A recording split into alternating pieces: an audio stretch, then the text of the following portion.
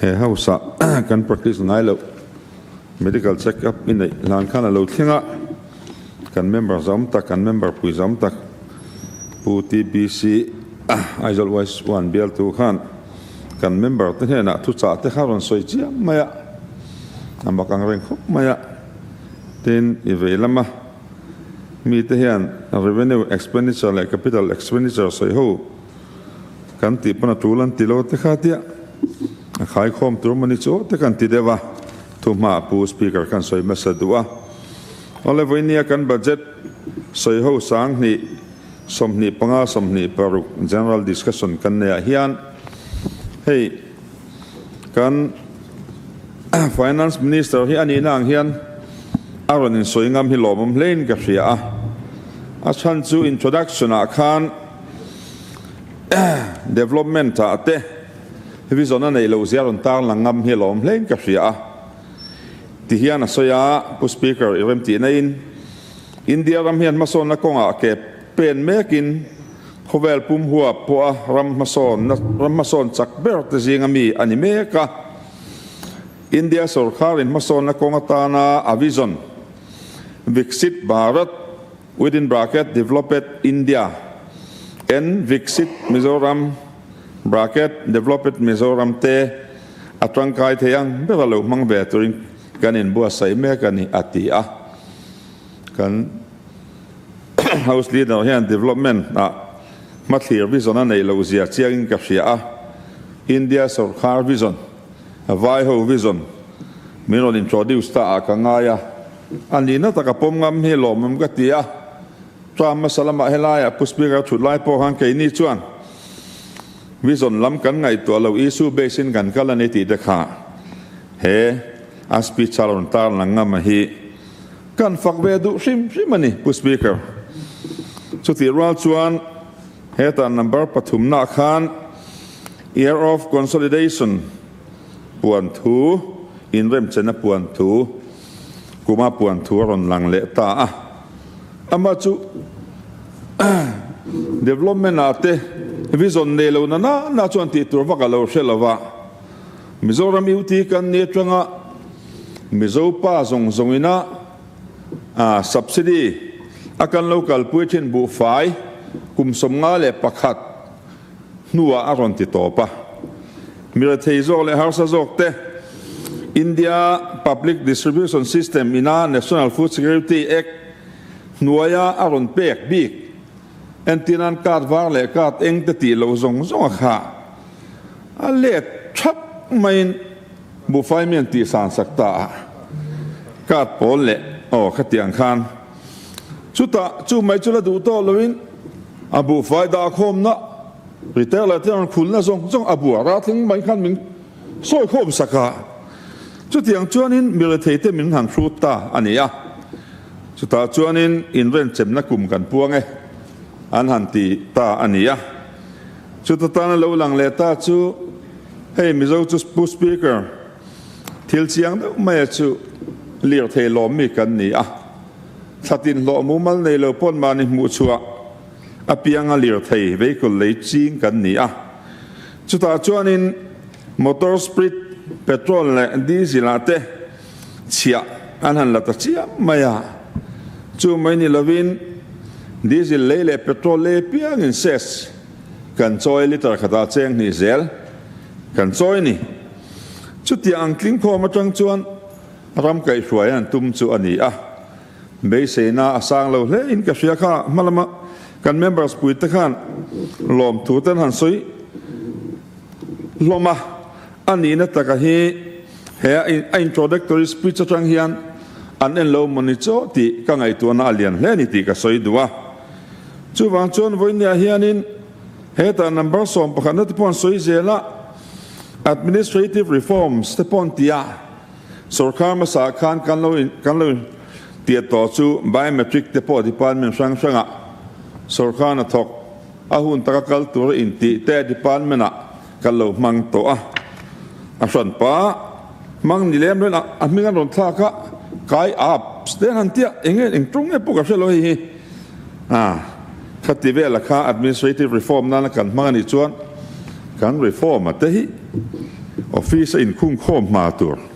diang bel khan ni maya chu tak ka zir chu ve chu voinia kai apps kan man na hian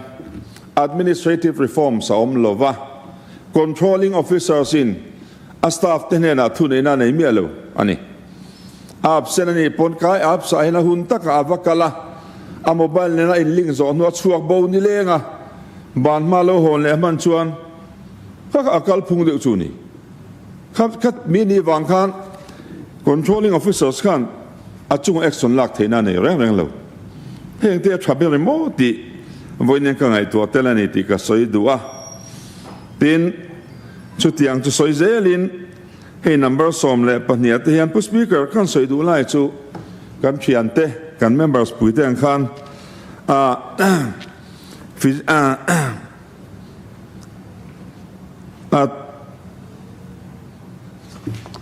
abu chung thua hian heta enga ni revenue expenditure capital expenditure tiang vel hi soi ka tum lova abu ang hian kan soi lang duwa tunlai technology lama ma son nei na kentel har san lian tak cyber crime te social media man suan te dole tu por poleng the na ching te be let na ko ate dap chuale rem na pe ko ate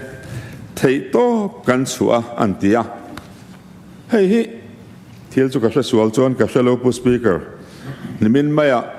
zubil kan soi chung changa po kan house leaders am ta khana ron soi le a mi an be na ko ate poni ka ringa te ka support khop maya mei chom thadolo ten zan rei tak tak tlengan phone tu soi ni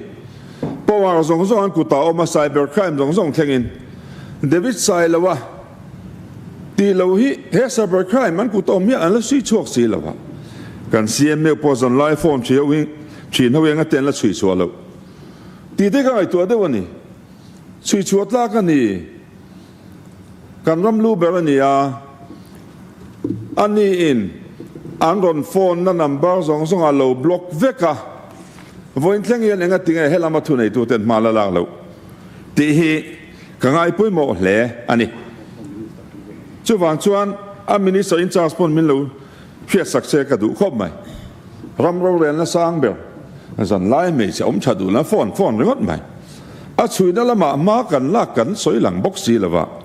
cyber crime chung changa social media man suana te le dot por poleng the da ching te ne na kong sang train sem na pe kong a te thei top suan tia kan house leader chu kan veng ve don lo min le ti te min ngai tu atirani chu ti rol chon he budgeta pu speaker ka ngai poimo ber chu helian flagship program anon soi agriculture marketing board a cheng vai pel cheza le som da thu lo langa chumi tan chon mun phia atia number 1 a da mun phia hi sarkarin policy kan kalpui fu lova voin thleng yan tuna mai po min ron bia kabial ko somtum pathuma mun phia ching lomani khotam zokin pakhat ma le ala om lova abdul ate hote safika to nin leini chuwang chon helaya hian budget bua han soile tla ke moni choni kuma soini to ha he ni kum budget speech poka kenga kan compare thina he le om si lo mala na om lova helaya house information tan ka fia solo chuan zit ko kaltang ti tumani atia mun phia si general mekani ruatuit la mai don ruatuit lak chuan alak chi to lo chuwang chuan kut na thok tu te mangai in ti si hian an trana khuwa in ti sei mekani in ka fia apoi ka ti tak zetani ti ka soi duwa tin nei budget ai saski mu tam te in chuan nan kan mangem mani loan ania kan threwa tin nikum he sarkar din tir khan saski a hian chuan utilization dik kan submit ang ten tia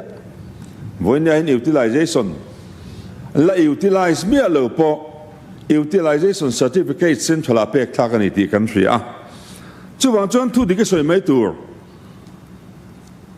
chu ni ka ngai poi mo em ni do de rew thu dik chan ve pathing in bum tur hi anilova ชุดที่ชวนนี่ให้กันไงตัววันนี้ members ดังเต้นผู้ speaker อันชวนไม่นอนสอยผู้ speaker มินิขัดโซ่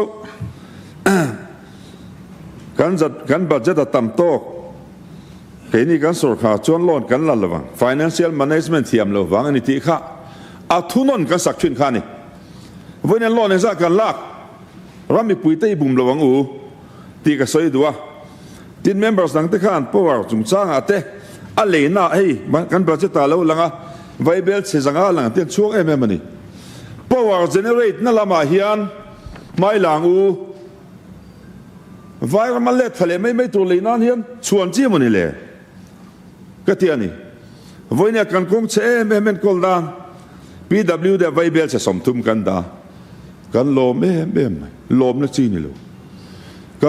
บเบลUS พายเลี้ยงเบลมาร์พาร์งั้นพอ71 crore กันถกเมกันนี่ทีนคงปุ๋ยเละเลยสินั้นไวเบลจะสมสริกันดา members ต่างที่นี่โลมตักกินการิงโลเลยประกาศเสียมนั้นไวเบลจะสมสริได้ระวังพี่ไอ้สิตุยปั๊มนั้นไวเบลจะสมรุกันดาที่เบลตูแต่ขันโลมไม่ส่วนข้าวเวรแรงลงจนดังสุดมาเลยขันโลมแล้วเสียมตัวมันนี่ก็ติดได้ปะส่วนมาจวน social service sector เฮียนนี่กลุ่มไอ้ 4.43% ที่นั่นเฮียมันนี่เองก็ทิ้ง social service sector กันไงพูดมาแล้วตีเตะผู้ speaker ก็สวยดูว่ากันนี่สวยตุยหลักหล่อจวนสวยตัวทำเลยไม่ส่วนจวนวันนี้เฮียนกันบัดเจ็ตสร้างนี่สมนี่ปังสมนี่ปรุกเฮียนลมนั่นตัวอมเรา